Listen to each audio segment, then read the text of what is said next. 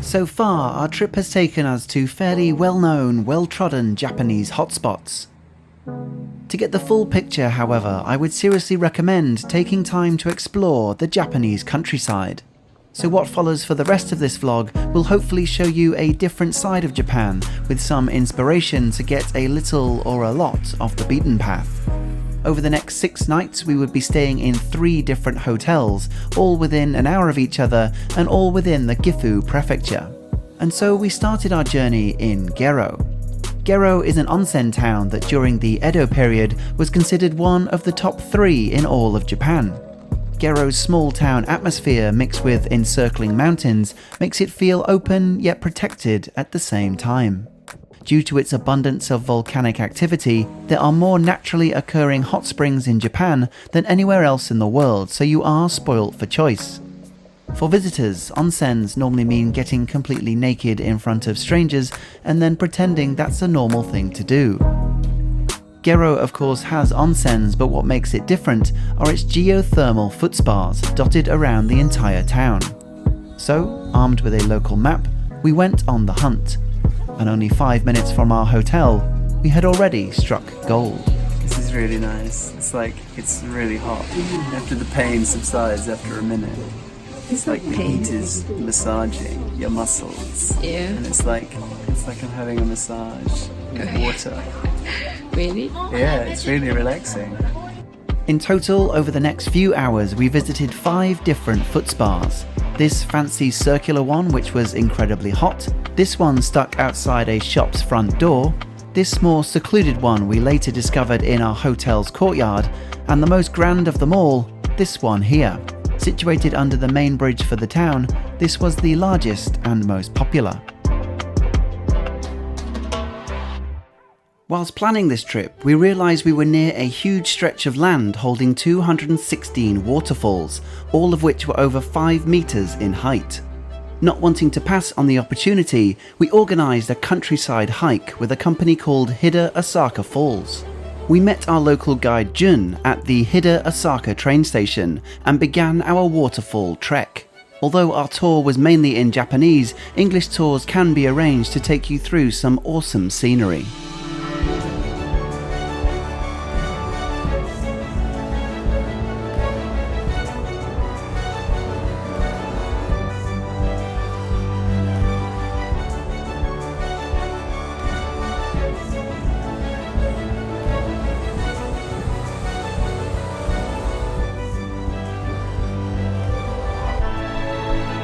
We eventually discovered that June was in fact the Japanese version of Bear Grylls, knowing every inch of the land.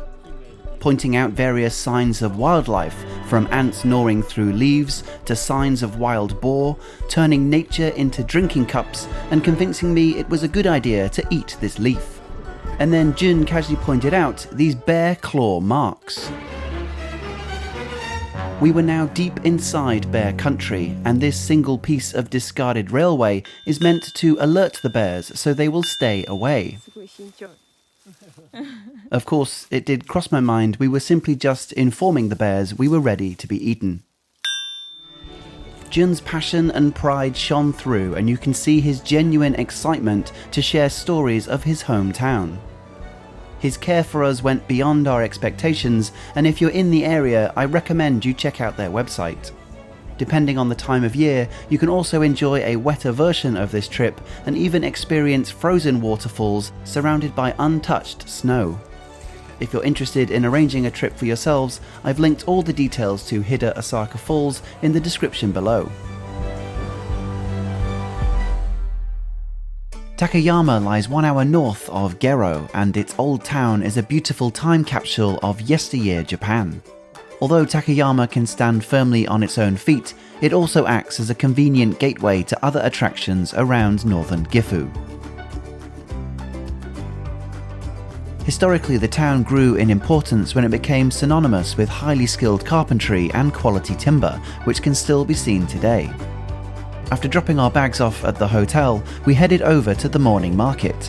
Running parallel to the Miyagawa River, this quiet market caters to both locals and tourists alike.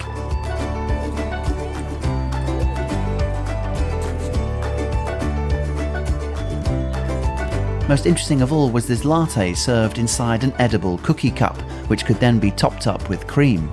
And then this unique tasting tamaten, which is like the outside of an omelette mixed with the inside of a marshmallow. Both a sweet and savoury snack.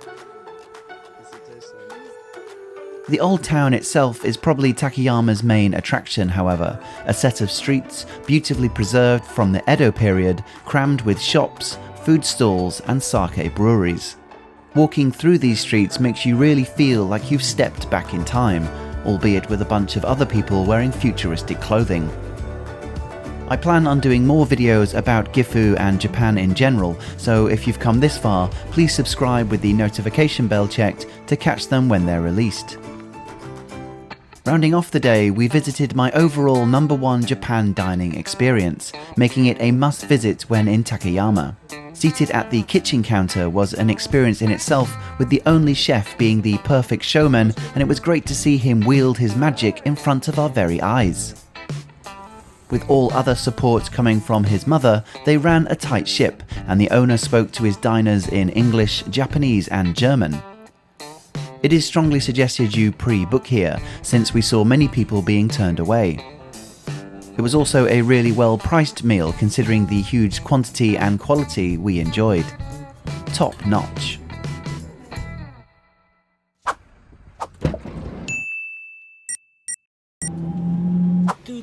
Okay.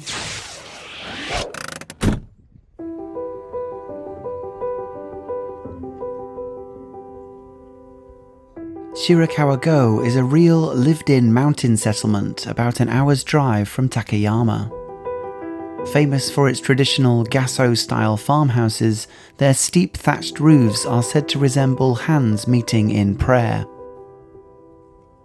Built entirely without nails, the roofs are designed to withstand large amounts of snow and have successfully done so for over 250 years.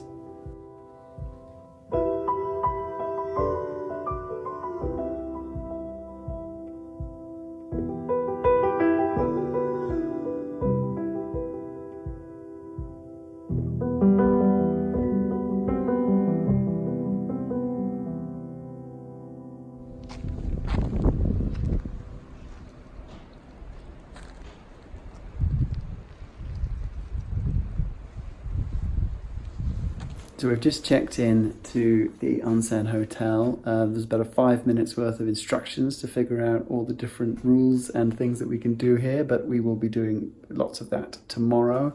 At the moment, I have a bag with a mini towel in because inside the hotel there's another foot spa thing. We're just going to relax in the hotel with our foot spa.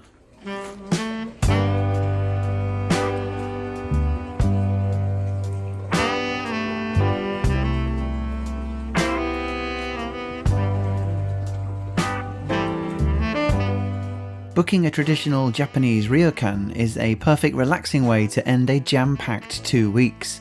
We were now an hour's drive east of Takayama in a town called Okuhida.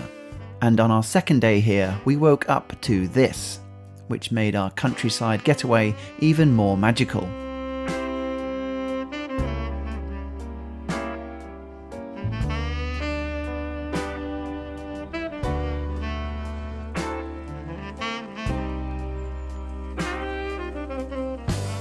Given that Okuhida is famous for its onsens, we made sure to book somewhere that wouldn't disappoint.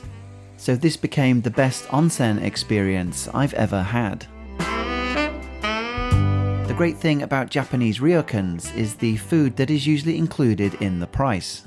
They provide the most elaborate, presentation-heavy 12-course meals you've ever sat through, making both dinner and breakfast feel like an event.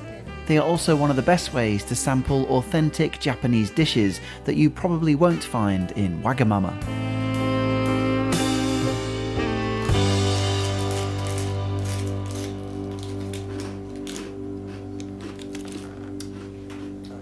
I approve this hotel. Oh my god.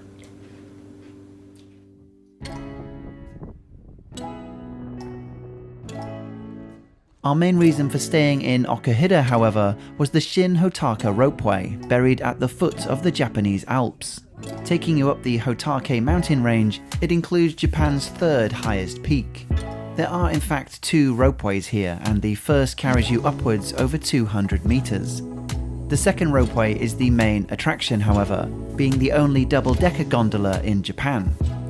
Offering one of the highest elevation gains in the country, you'll climb 800 meters in a matter of minutes, elevating you to an altitude over 2,000 meters.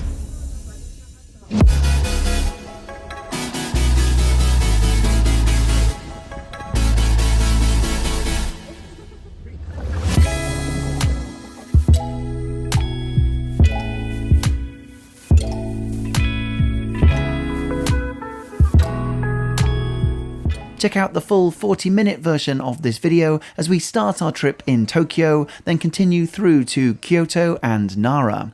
Subscribe for more New Japan content coming soon, and we'll see you in the next video. Thanks for watching, Suitcase Monkey.